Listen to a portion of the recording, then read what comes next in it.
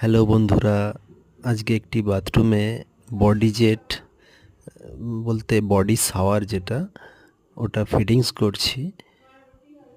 তো ওয়াল কাটিং হয়ে গেছে, তো বডি জেটের ফ্রেমও রেডি করে ফেলেছি। এবারে বক্সগুলো লাগিয়ে নিচ্ছি, ওতেই শাওয়ারগুলো ফিটিংস হবে পরে টালি লাগার পর। এখন কনসিল ওয়ার্কটা এখানে 3 ওয়ে ডাইভার্টার লাগবে এটাকে কন্ট্রোল করার জন্য।